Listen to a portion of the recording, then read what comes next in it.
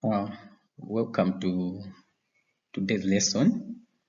My name is Andrew Cobby, an agriculture teacher. Today we're going to look at agro-based industry. This is a topic in Form 1. So before we start, let's look at success criteria. These are what students have to know after learning this topic. First of all, the students must be able to explain the meaning of agro-based industry. They should also be able to identify agro-based industries in Malawi.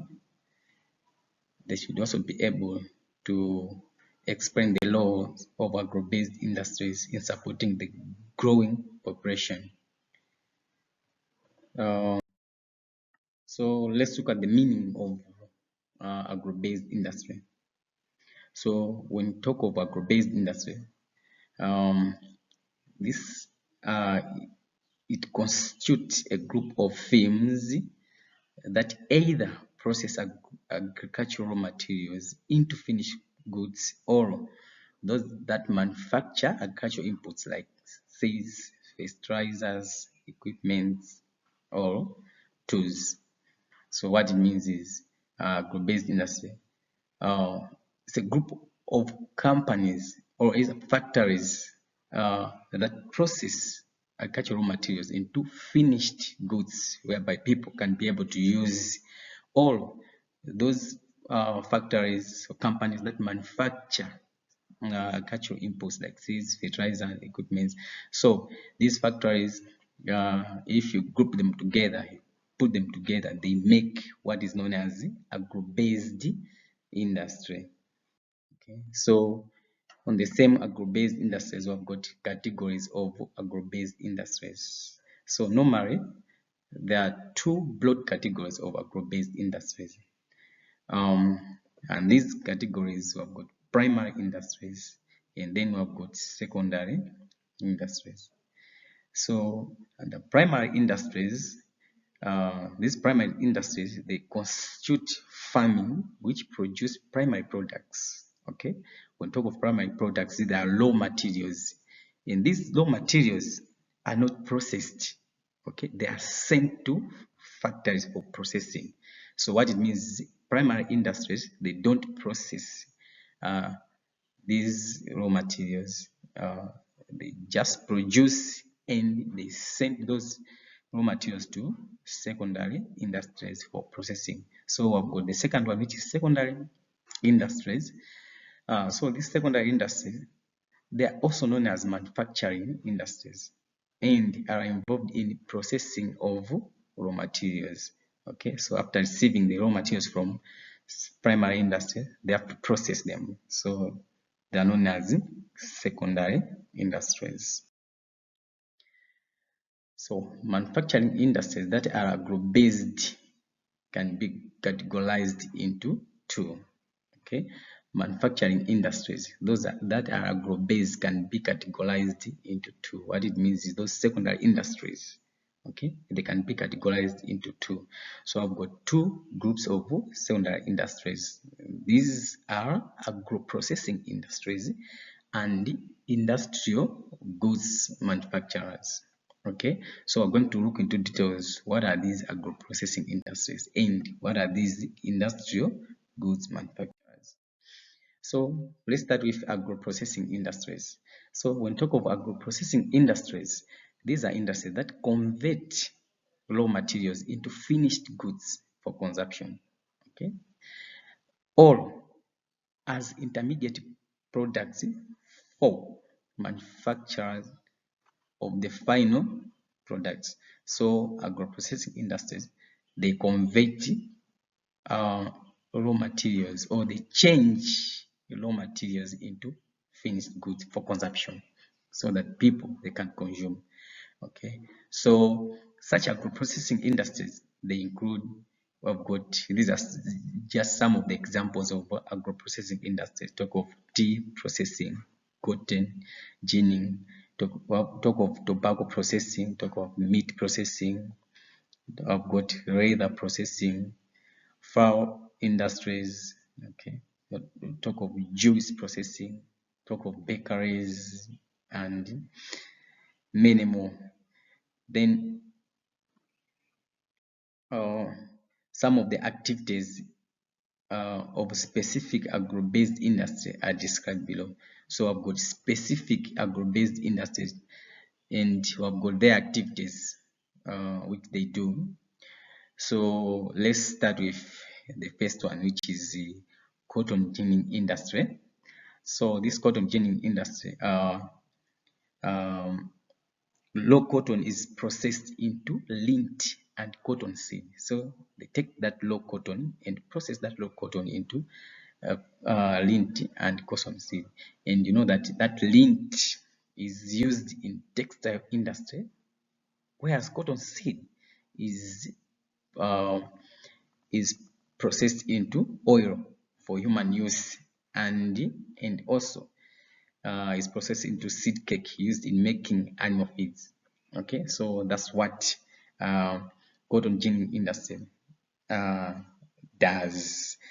Then I've got most of this cotton, most cotton in Malawi are subsidiaries of major multinational enterprise. Then I've got examples of these ginners. I've got Craig Cotton Malawi. Then we've got Great Lakes Cotton Company. Then let's look at the other one, which is milk processing industries. So the milk processing industry, they process raw milk into various products. So they take that raw milk and process that raw milk into different products. Okay, so such products include, we've got cheese, we've got cream, butter, powder milk, we've got whole milk, skim milk, yogurt, and ice cream. All these products, they come from raw milk. Then I've got examples of these industries. I've got Dairy Board Malawi in Planta. Then I've got Chichiri and Lilongwe. Then I've got Suncrest Creameries and Lilongwe Dairy. All these are examples of milk processing industry. Then I've got fruit processing industry. So this fruit processing industry, they convert or they change raw fruits into concentrated used into concentrates which are used to make fruit juice, jams, among others. They are also involved in canning of fruits. Examples of these fruit processing industries, so I've got Dairy Board Malawi, talk of Mulanje Peak Foods, located in Mulanje district near Blantyre. Then we've got vegetable oil processing industry. These vegetable oil processing industries are involved in extraction and refining of vegetable oils from oil seeds such as cotton seeds and sunflower. So from sunflower as well as cotton seeds, they extract or they remove oil and refine that oil. So those industries, they are known as vegetable processing industries. So I've got examples of these vegetable processing industries.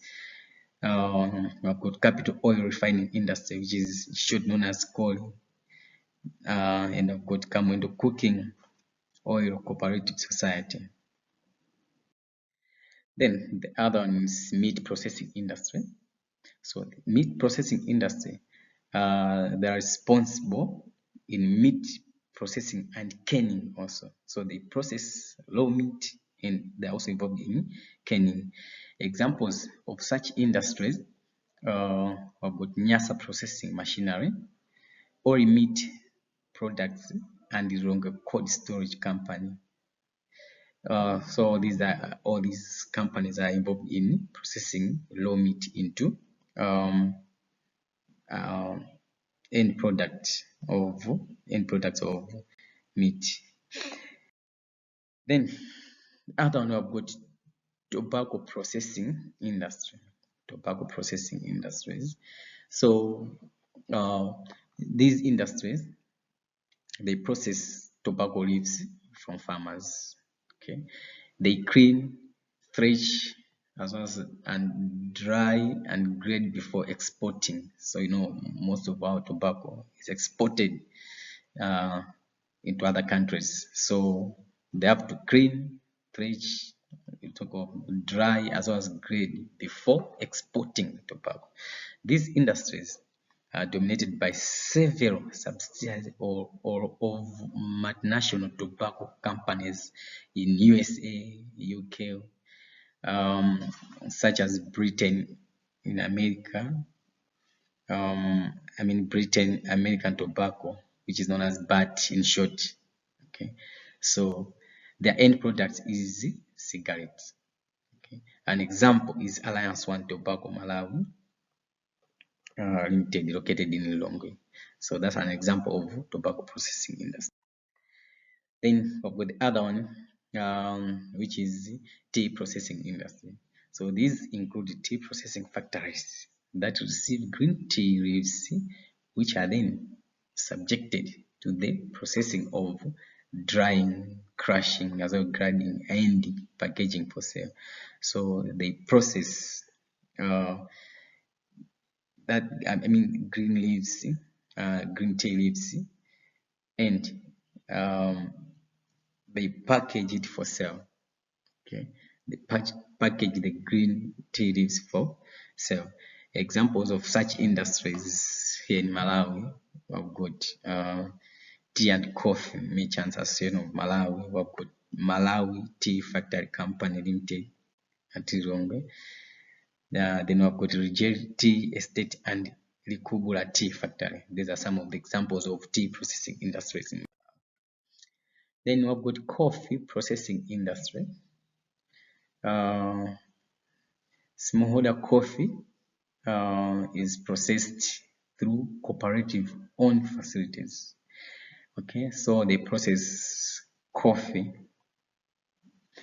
An example is Mzuzu Coffee, whose end product is sold in local and also export. So they process coffee, and that coffee is sold in our country here as well as exported into other markets outside the country. So an example here, Malawi Tea Factory Coffee is involved in coffee manufacturing. Then we've got another one, which is flour industry. So this flour industry, we've got grain milling industry, which convert maize grain into flour. Okay, so it is involved in converting maize grains into flour. So other grains include sorghum and millet. All these sorghum and millet can also be converted into flour.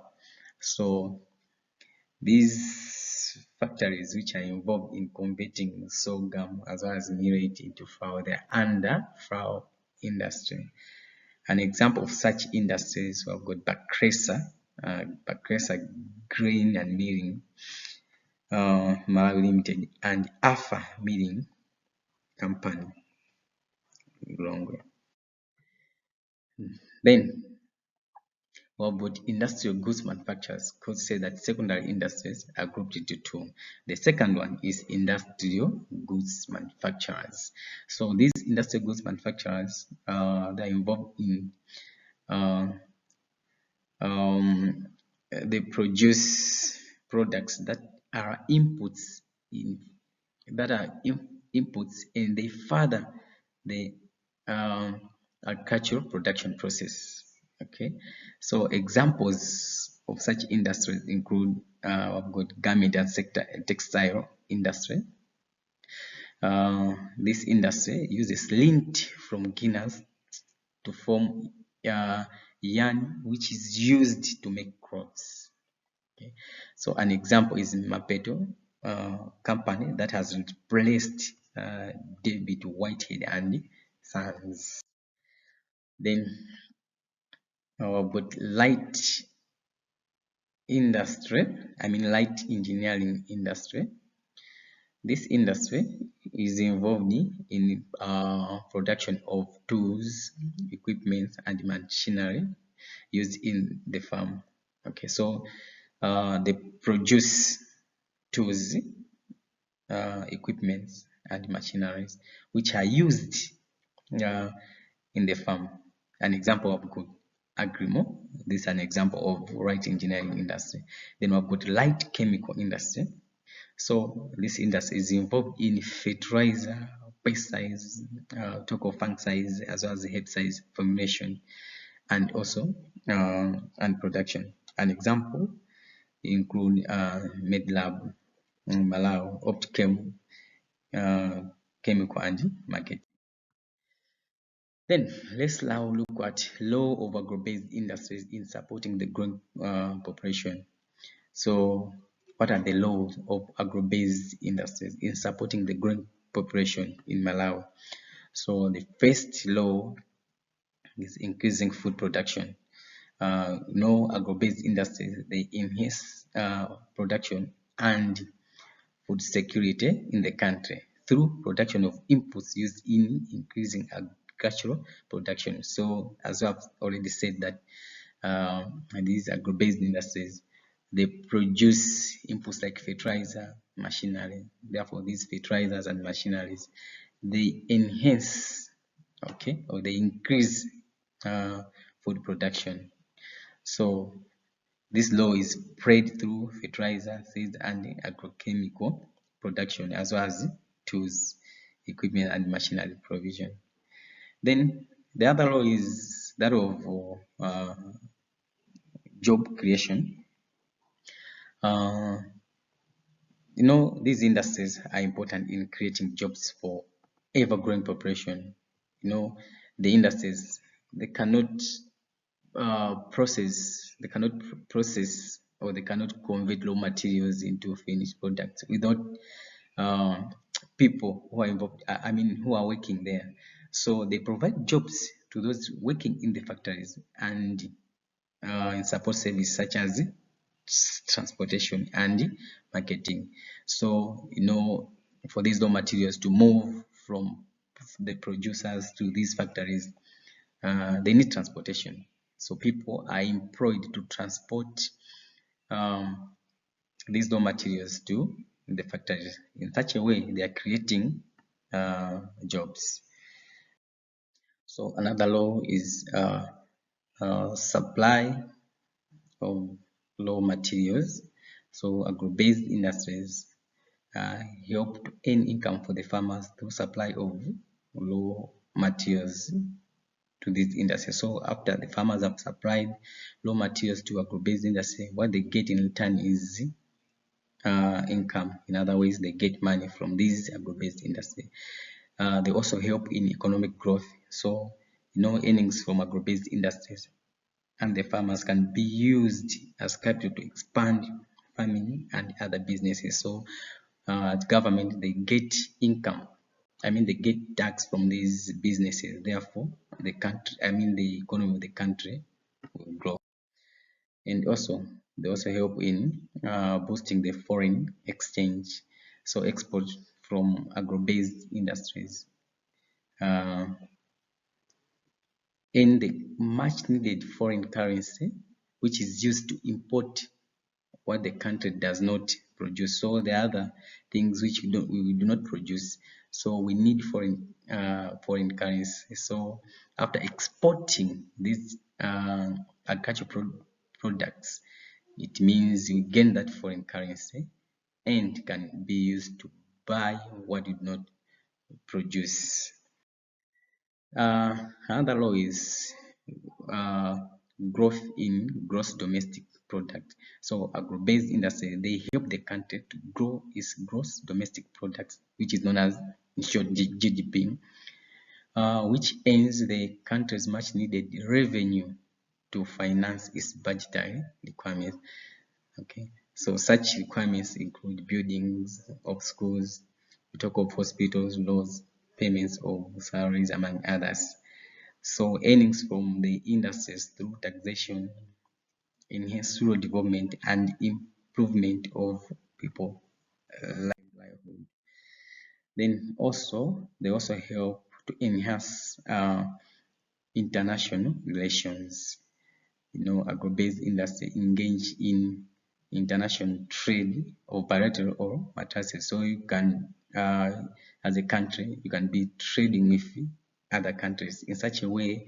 It means there will be international relations. So this enhance international relations and hence peaceful coexistence of the people of the country. So if there are two countries doing trade, it means there will be peaceful coexistence. Okay.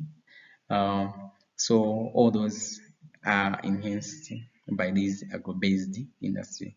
And also we talk of food security. Food security in the country is further enhanced by agro-processing firms that deal with food products. You talk of production of fertilizer, you talk of pesticides. All this, they enhance food security, because without pesticides there'll be food insecurity. Why? Because after the attack of pests, it means the production also will go down, which will lead to food insecurity. Therefore, these agro-based industries, they help in promoting food security. They also ensure the country population is well fed and remains healthy for them to remain productive. That's all for this lesson. Unless there is any question, you can contact us with our WhatsApp number. That's our WhatsApp number. And this is our email. Thank you so much.